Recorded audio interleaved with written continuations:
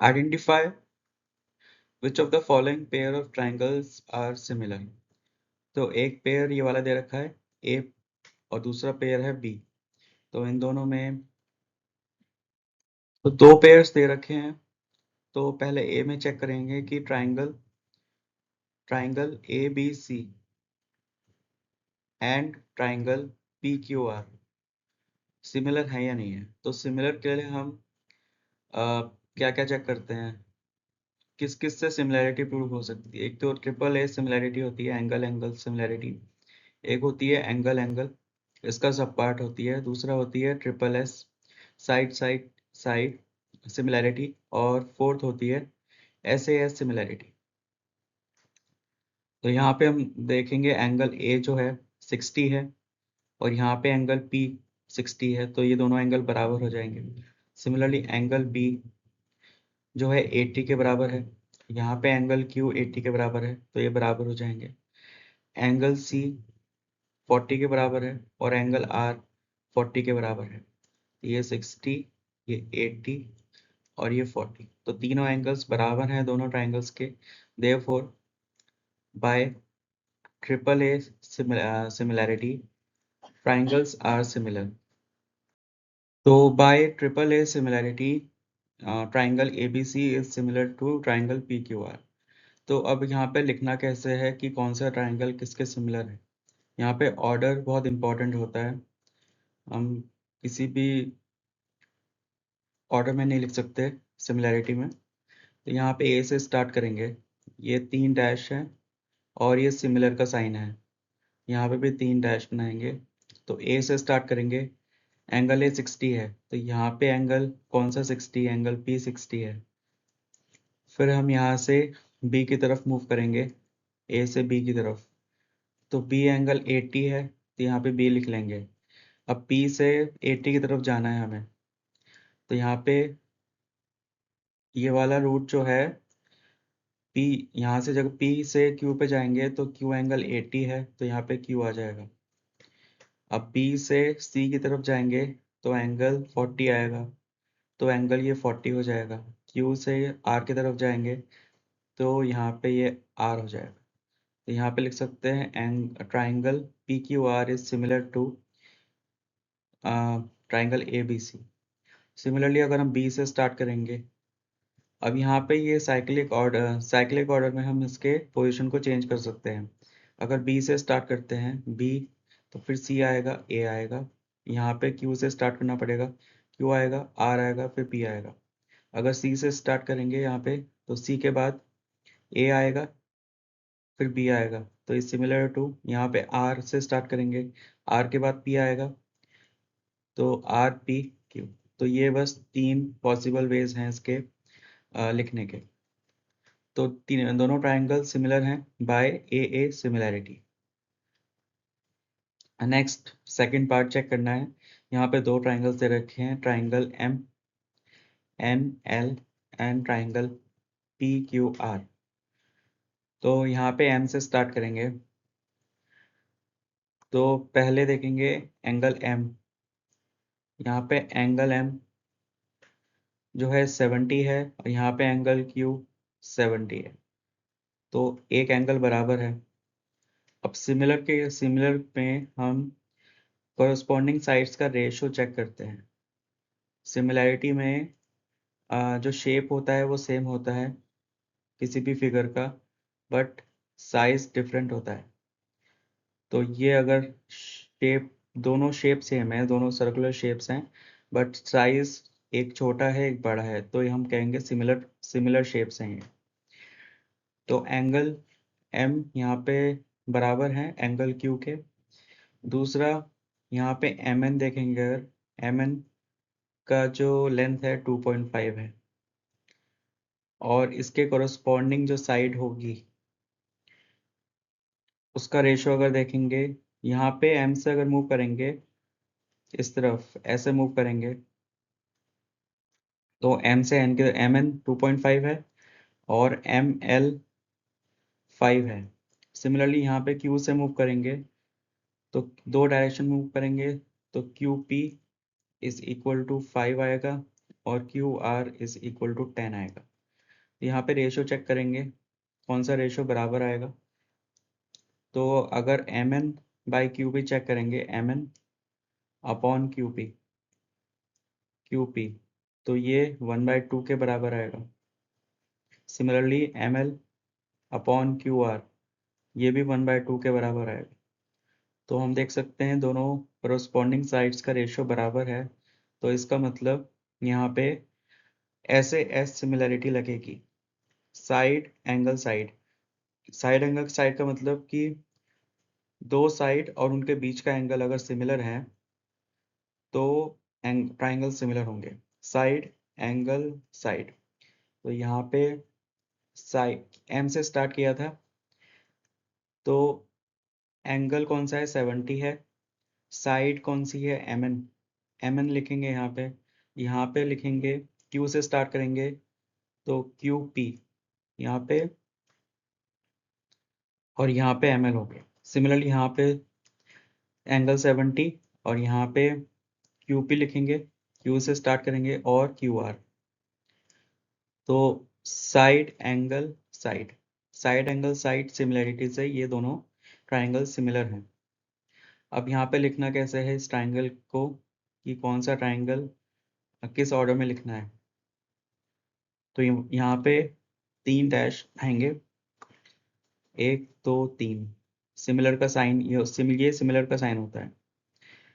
1 2 3, तो एम से स्टार्ट करेंगे क्योंकि एंगल सेम है। एम यहाँ पे क्यू से स्टार्ट करेंगे। अब यहाँ पे किसी भी डायरेक्शन में जा सकते हैं। अगर एन की तरफ जाएंगे यहाँ पे तो एन लिखेंगे। सिमिलरली यहाँ पे कोरस्पॉन्डिंग साइड की तरफ जाना है। यहाँ पे 2.5 है तो इसको 2 से मल्टीप्लाई करेंगे क्योंकि रेशियो 2 था, तो 5 है। तो यहाँ से क्यू से पी की तरफ जाएंगे तो यहाँ पे पी लिखेंगे। अब बचा कौन, फिर यहाँ से एन से एल की तरफ और पी से आर की तरफ। तो ये ऑर्डर होगा ट्राइंगल को लिखने का। तो triangle M N L is similar to triangle P Q R. अब इसके 3 पॉसिबल वेज हैं लिखने के। या तो एन से स्टार्ट करेंगे, एन से करेंगे तो एन एल एम हो जाएगा, एल से करेंगे तो एल एम एन हो जाएगा। Similar to P R Q और आर क्यू पी। तो ये तीनों पॉसिबल वेज हैं इस केस में सिमिलैरिटी को रिप्रेजेंट करने के। तो दोनों ऑप्शन के पेयर्स सिमिलर हैं। पहला है by A angle angle similarity, दूसरा है side angle side similarity. In the figure if AD is 6 दे रखा है, DB 9 दे रखा है, AE 8 दे रखा है, EC 12 दे रखा है और एंगल ADE 48 दे रखा है। हमें एंगल BC निकालना है, ABC निकालना है। तो यहाँ पे पहले रेशो चेक करेंगे, AD upon DB is equal to AE upon EC। इसका रेशो चेक करेंगे दोनों का। तो AD क्या है, 6 अपॉन DB 9, इसका रेशो आएगा 2/3।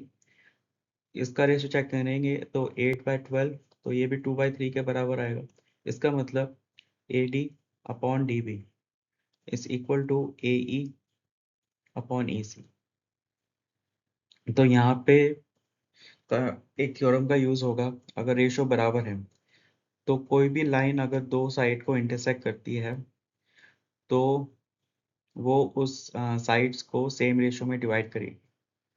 तो if a line divides two sides in same ratio, then then the line is parallel to third side। the line जो है वो पैरेलल होगी थर्ड साइड के। तो ये इसका मतलब बोल सकते हैं DE जो है पैरेलल है। अब DE पैरेलल है तो इसका मतलब ऑल्टरनेट एंगल्स इक्वल होंगे, तो कोरस्पॉन्डिंग एंगल्स इक्वल होंगे। तो corresponding angles are equal because DE is parallel to BC। Corresponding angles are equal, तो यहाँ पे डी पैरेलल है तो 48 है यहाँ पे ये एंगल, तो ये वाला एंगल भी 48 होगा। तो इसका मतलब angle A B C is equal to 48। तो कोरस्पॉन्डिंग एंगल्स क्या होते हैं, कोई भी दो लाइंस पैरेलल हैं, उनको कोई भी लाइन अगर इंटरसेक्ट कर रही है, तो अगर ये वाला एंगल x है तो ये वाला एंगल भी x होगा, ये होते हैं कोरस्पॉन्डिंग एंगल्स। तो यहाँ पे ए बी जो है, ये वाली लाइन जो है, ये इंटरसेक्ट कर रही है दो पैरेलल लाइंस को, दो पैरेलल लाइंस को इंटरसेक्ट कर रही है। तो यहाँ पे ये वाला एंगल अगर x है तो ये भी x होगा, तो यहाँ पे ये 48 गिवन है, तो ये वाला भी 48 होगा। तो एंगल ए बी सी की वैल्यू आएगी 48 डिग्री। और यहाँ पे ये थ्योरम, इसको हम बोलते हैं converse of basic proportionality theorem, converse of basic proportionality theorem.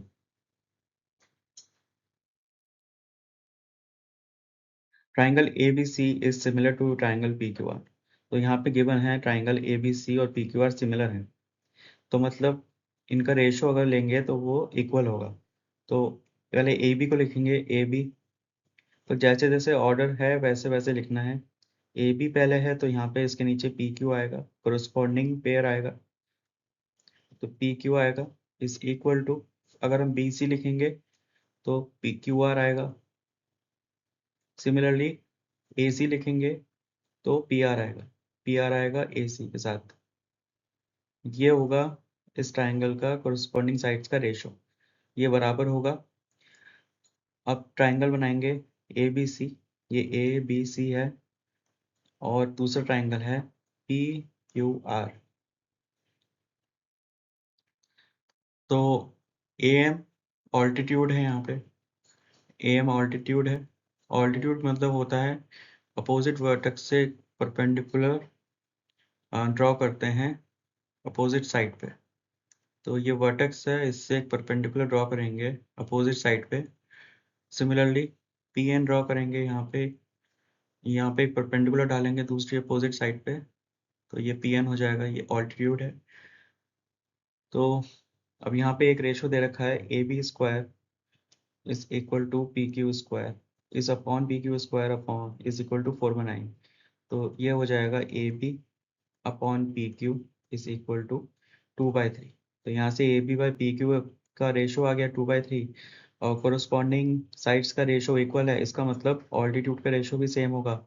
A M upon P N should be equal to, इसको के मान लेते हैं, ये भी के बराबर होगा। और A B by B Q की वैल्यू 2/3 है, तो के की वैल्यू भी 2/3 होगी। तो यहाँ पे के को 2/3 से रिप्लेस करेंगे तो 2/3 आ जाएगा। तो इसका मतलब ऑल्टीट्यूड का रेशियो भी 2/3 होगा। A M upon P N उसका रेशियो भी 2/3 के बराबर होगा। तो कोरस्पॉन्डिंग साइड्स कोई भी हो उनका रेशियो बराबर हो। ये ऑल्टीट्यूड है, अगर ये मीडियन होता तो इसका रेशियो भी बराबर होता। तो यहाँ पे लिख सकते हैं A B upon P Q is equal to B C upon Q R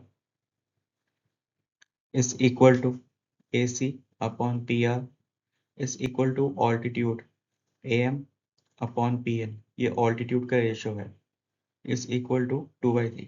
तो सबका रेशियो 2/3 के बराबर होगा अगर ट्राइंगल सिमिलर है। अगर ट्राइंगल सिमिलर है तो कोरस्पॉन्डिंग साइड्स का रेशियो बराबर होगा। अब यहाँ पे दो क्वाड्रिलेटरल्स दे रखे हैं, शो बिलो, ये सिमिलर है या नहीं है। Are the two quadrilaterals shown below are similar और नॉट। तो पहले एंगल चेक करेंगे।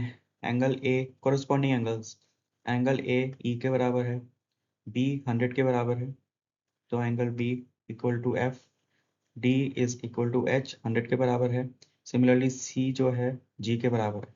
तो एंगल्स तो इक्वल हैं, बट एंगल से काम नहीं चलेगा, इसके साइड्स को भी सेम रेशो में होना चाहिए।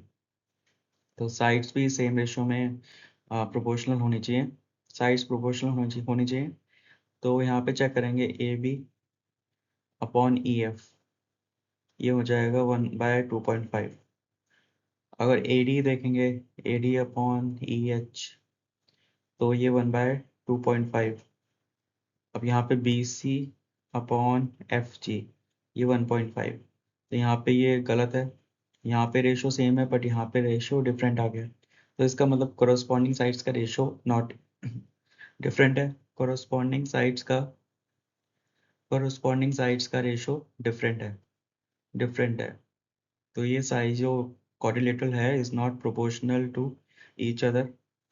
तो ट्राइंगल ए क्वाड्रिलेटरल जो है ये ABCD is not similar to quadrilateral EFGH, क्योंकि corresponding sides का ratio is not equal because corresponding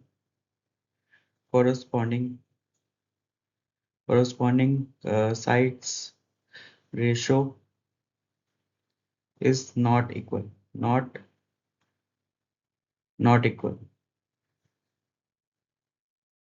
तो ये quadrilaterals similar नहीं है। In the below figure QR4 दे रखा है, इसकी वैल्यू 4 है, RP 8 है, RP की वैल्यू 8 है, ST की वैल्यू 6 है। If the perimeter of STU is 27, तो STU का पेरीमीटर दे रखा है, मतलब ST plus TU, sum of sides perimeter के बराबर होता है TU प्लस SU, ये होता है 27 के बराबर। तो ST तो गिवन है, तो TU plus SU is equal to 21। तो ये पहले इक्वेशन मान लेंगे इसको, इसका यूज बाद में होगा। Find the length of PQ की लेंथ निकालनी है, तो पहले ट्राइंगल्स को सिमिलर प्रूव करेंगे। तो एंगल P एंगल U के बराबर है, एंगल Q एंगल T के बराबर है, तो एंगल R S के बराबर होगा by A similarity angle angle similarity. और क्योंकि सम ऑफ ट्राइंगल्स जो है सम ऑफ एंगल्स जो है 180 के बराबर होता है, तो A plus B plus angle R 180 के बराबर होगा। तो एंगल R की जो वैल्यू होगी वही एंगल S की वैल्यू होगी, तो इसको एंगल थीटा बोल देंगे, ये भी थीटा का हो जाएगा। तो angle R is equal to angle S। तो इसका मतलब ट्राइंगल सिमिलर है। तो यहाँ से P से स्टार्ट करेंगे, तो वही 3 order is important for writing similarity, 1 2 3 similar, 1 2 3। तो P से स्टार्ट करेंगे और यहाँ पे कौन सा एंगल है A के बराबर, यहाँ पे U है। फिर यहाँ पे B की तरफ जाएंगे तो Q है, यहाँ पे B की तरफ जाएंगे तो T है, अपॉन QR, PQR UTS। तो PQR is similar to UTS। तो ट्राइंगल सिमिलर है, तो इनके कोरोस्पॉन्डिंग साइड्स का रेशियो बराबर होगा। तो लिख सकते हैं हम PQ, इसके कोरोस्पॉन्डिंग UT है, ये PQ है तो UT आएगा। सिमिलरली यहाँ पे QR लिखेंगे, ये QR है तो TS आएगा। अब यहाँ पे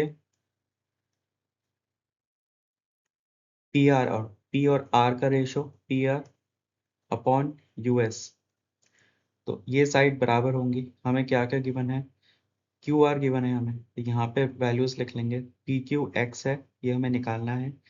UT भी मिसिंग है, इज इक्वल टू QR 4 दे रखा है, अपॉन TS 6 के बराबर है, PR 8 के बराबर है, US भी मिसिंग है। तो यहाँ पे मिडिल रेशो से, इस वाली टर्म से हम US का रेशो निकाल सकते हैं, US का वैल्यू निकाल सकते हैं।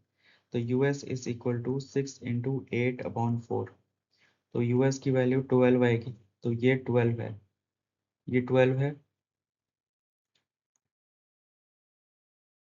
तो यहाँ से US की वैल्यू 12 आ गई और US 12 आ गया, तो यहाँ से UT आ जाएगा इक्वेशन 1 से।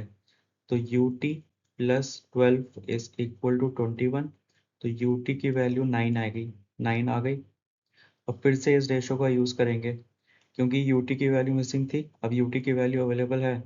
X/9 इज इक्वल टू 2/3, तो ये हो जाएगा 6। तो X की वैल्यू 6 है, X की वैल्यू 6 है, तो इसका मतलब PQ की वैल्यू 6 के बराबर। The length of PQ is 6, P Q की लेंथ 6 के बराबर होगी।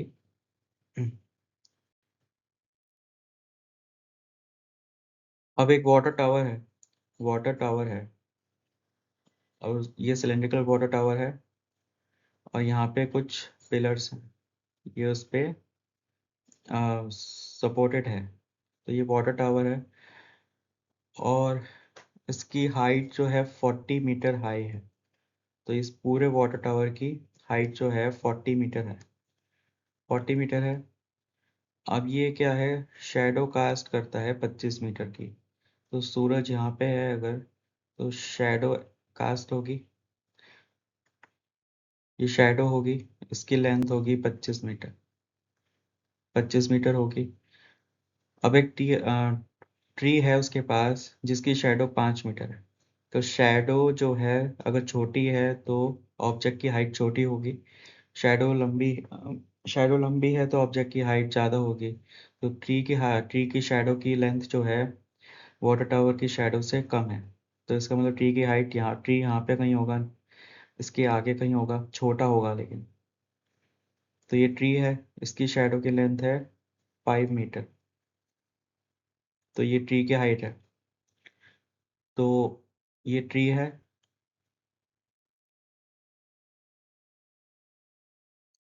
तो हमें निकालना है height of tree, height of tree निकालना है। तो यहाँ पे पहले लेबलिंग करेंगे, इसको ट्राइंगल की फॉर्म में बनाएंगे।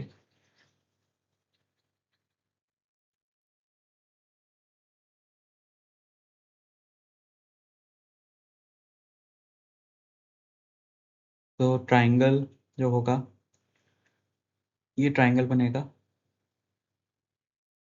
ये एक और ट्राइंगल है, इसकी ये है वाटर टावर की हाइट 40 मीटर, और इसको बोलेंगे ABC, यहाँ पे DEF।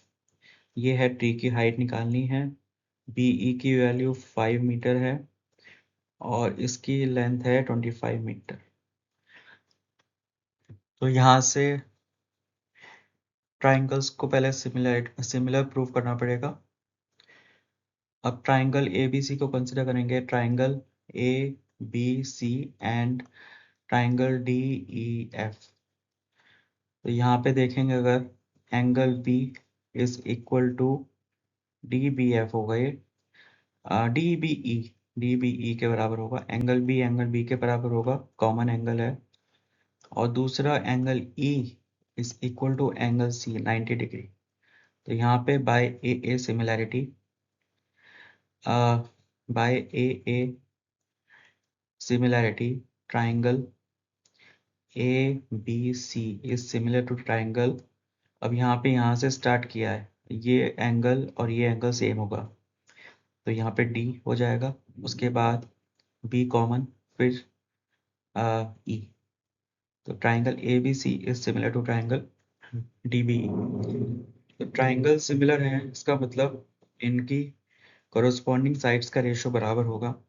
तो AB upon DB is equal to BC upon BE is equal to AC upon DE। AB नहीं पता हमें, DB भी नहीं पता, BC की वैल्यू यहाँ से निकल जाएगी, सब्ट्रैक्ट करेंगे अगर। नहीं, BC की वैल्यू गिवन है 25 मीटर, BE की वैल्यू 5 है, AC की वैल्यू 40 है, DE की वैल्यू हमें निकालनी है। तो यहाँ से 3 वैल्यू गिवन है, एक वैल्यू मिसिंग है, तो यहाँ से H की वैल्यू हो जाएगी, H की वैल्यू आएगी 8 के बराबर। तो हाइट ऑफ ट्री जो है 8 मीटर के बराबर होगी। Height of tree is 8 metre. तो पेड़ की हाइट 8 मीटर होगी। Height of tree is 8 metre. उसी क्वेश्चन का दूसरा पार्ट है, वाटर टावर की हाइट है 40 मीटर है। अब किसी ने कोई मॉडल तैयार करा है सेम टावर का, जिसकी हाइट है, ये मॉडल है, उसकी हाइट है 100 सेंटीमीटर। तो height of pillar is 75 centimetre. तो पिलर की हाइट दे रखी है मॉडल में 75 सेंटीमीटर। तो हमें यहाँ पे जो एक्चुअल टावर है उसमें पिलर की हाइट निकालनी है। तो यहाँ पे स्केल फैक्टर का यूज करेंगे। स्केल फैक्टर को वही होता है, कोरस्पॉन्डिंग साइड्स का रेशियो बराबर होना चाहिए। तो h height of actual upon height of model is equal to height of actual pillars upon height of model pillars. तो हाइट ऑफ एक्चुअल 40 अपॉन 100, ये ratio is equal to H भी निकालना है अपॉन 75। तो हाइट ऑफ एक्चुअल पिलर्स जो होगा 40 upon 100 into 75। तो ये 3/4 30 मीटर है, ये 30 मीटर होगा। तो height of pillars of actual water tower is 30 metre. 30 metre की एक्चुअल हाइट होगी पिलर्स की। तो जो पिलर्स हैं उसकी जो एक्चुअल हाइट होगी 30 मीटर होगी। थर्ड पार्ट है उसी क्वेश्चन का। वाटर टावर की हाइट दे रखी है एट 40 मीटर। कोई मॉडल है, उसका रेडियस जो है, रेडियस ऑफ कर्वेचर 6 सेंटीमीटर और वॉल्यूम दे रखा है उसी मॉडल का 216 सेंटीमीटर क्यूब हमें निकालना है। और रेडियस ऑफ एक्चुअल, इसका रेडियस दे रखा है 2.5 मीटर। तो हमें इसका वॉल्यूम निकालना है। तो पहले हमें स्केल फैक्टर का यूज करके इसकी हाइट निकालनी पड़ेगी मॉडल की। तो स्केल फैक्टर मतलब 40 अपॉन हाइट निकालनी है हमें मॉडल की हाइट निकालनी है अपॉन रेडियस का रेशियो 2.5 अपॉन 6। तो ये हो जाएगा h is equal to 240 upon 5/2। तो ये हो जाएगा 2 4 4 16 96। तो इसकी 96 सेंटीमीटर हाइट होगी इस मॉडल की। अब यहाँ से हाइट आ गई तो वॉल्यूम का रेशियो इक्वेट करेंगे, वॉल्यूम का रेशियो लेंगे और उससे वॉल्यूम आ जाएगा। तो ये V है, यहाँ पे वॉल्यूम 216 है। तो सिलेंड्रिकल जो वो होता है सिलेंडर, उसका वॉल्यूम होता है पाई आर स्क्वायर एच। तो pi into 2.5 square into H 40, यहाँ पे पाई इंटू 6 स्क्वायर इंटू 96। तो यहाँ से पाई पाई कैंसिल और 6 स्क्वायर, ये 6 से जाएगा 16 440 अपॉन 4 और ये 2.5। तो ये 2.5 का क्यूब होगा। तो यहाँ से ये हो जाएगा 125 अपॉन 8। तो ऊपर नीचे 125 का मल्टीप्लिकेशन करेंगे तो ये हो जाएगा 125 होता है 12 इंटू 13 और यहाँ पे 25 है तो 15625, 15625 ये होता है 1000 के बराबर। तो इसका जो वॉल्यूम आएगा 15.625 के बराबर है। तो इसका वॉल्यूम होगा 15.625। तो वॉल्यूम जो है, वॉल्यूम इज इक्वल टू 15.625। अब इसको दूसरे तरीके से भी कर सकते हैं। हमें हाइट हमें हाइट निकालने की जरूरत नहीं है। यहाँ पे हमें दिख रहा है कि जो वॉल्यूम है वो रेडियस का क्यूब है। तो वॉल्यूम जो है रेडियस का क्यूब है।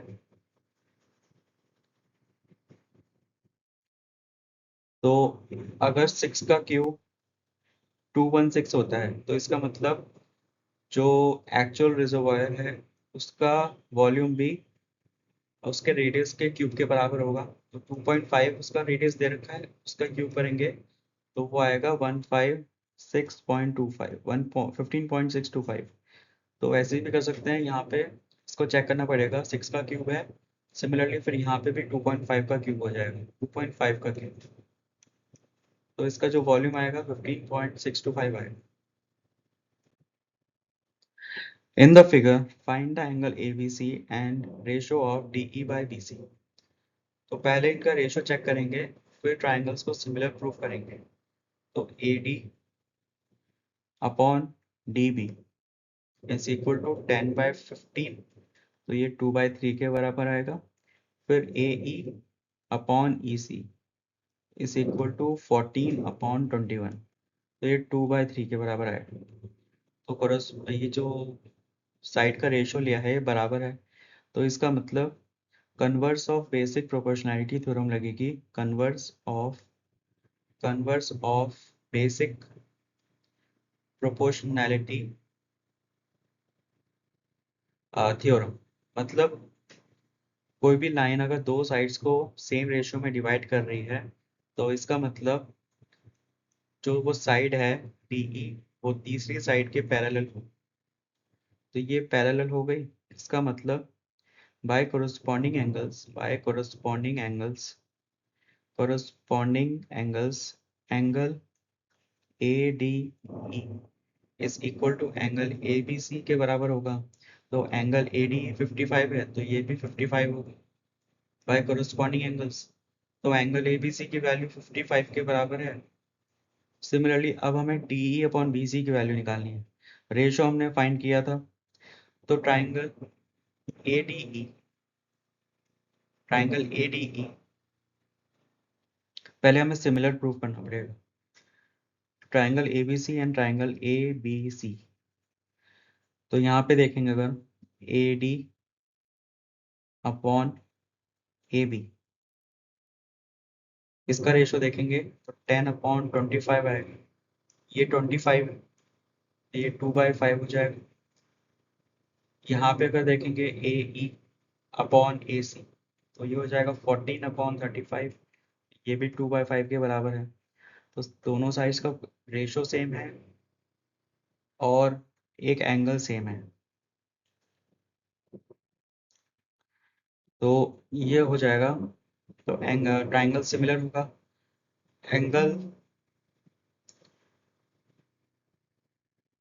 अच्छा, ये इसमें ट्राइंगल्स को सिमिलर प्रूव नहीं करना है, ये तो बेसिक प्रोपोर्शनैलिटी थ्योरम से ही प्रूव हो जाएगा, क्योंकि रेशो तो हमें गिवन है, रेशो तो सेम है ट्राइंगल्स के।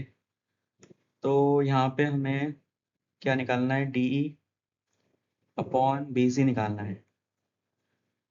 तो ये हो जाएगा, कोई भी साइड अगर लेंगे तो AD अपॉन DB। तो AD अपॉन DB जो है वो है 2/3 के बराबर। इसमें 1 ऐड करेंगे, अगर 1 ऐड करेंगे both sides, AD upon DB is equal to 1 plus 2/3। तो ये हो जाएगा AD अब plus DB is equal to DB is equal to 5/3। तो AD प्लस DB 25 है, ये AD प्लस DB AB के बराबर होगा, AB के बराबर होगा, और DB ये DB, तो AD अपॉन DB 5/3 के बराबर हो गया। तो यहाँ से AD/DB का रेशो आ गया। तो ये रेशो और ये वाला रेशो जो है ये DE अपॉन BC के बराबर होगा, is equal to DE upon BC के बराबर होगा। तो DE/BC का रेशो 5/3 के बराबर होगा। अब यहाँ पे 1 क्यों ऐड करा, क्योंकि जो DE है, DE जो है वो ट्राइंगल ADE का साइड है, और जो BC है वो ट्राइंगल ABC। तो यहाँ पे अगर हम ट्राइंगल को कंसिडर करेंगे, यहाँ पे हमें triangle ABC and triangle ADE को कंसिडर करना पड़ेगा।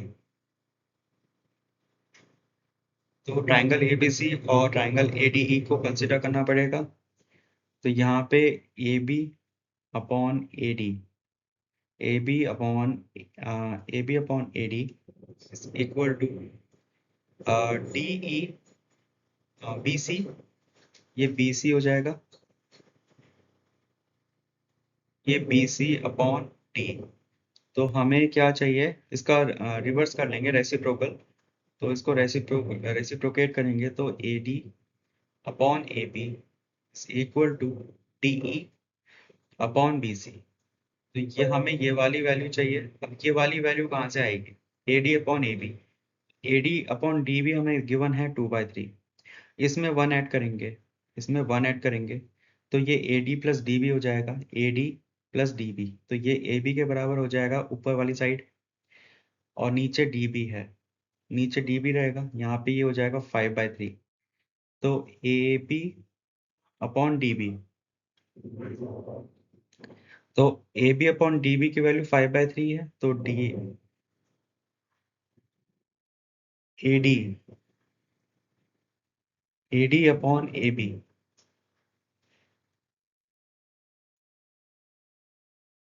ए डी अपॉन डी बी, हमें क्या निकालना है, ए डी 10 निकालना है और ए बी यहाँ से यहाँ पे 1 की जरूरत नहीं है, हमारे पास ए डी तो है ही, ए डी 10 है और ए बी यहाँ पे 25 हो जाएगा, तो ये हो जाएगा 5/5, तो D E upon B C की जो वैल्यू होगी वो 2/5 के बराबर होगी, तो 2/5 इसका आंसर होगा। यहाँ पे 1 ऐड करने की जरूरत नहीं है, यहाँ पे डायरेक्टली साइड्स गिवन है हमें, तो उससे हो जाएगा। तो इसका जो रेशियो आएगा D E upon B C का, वो 2/5 के बराबर होगा।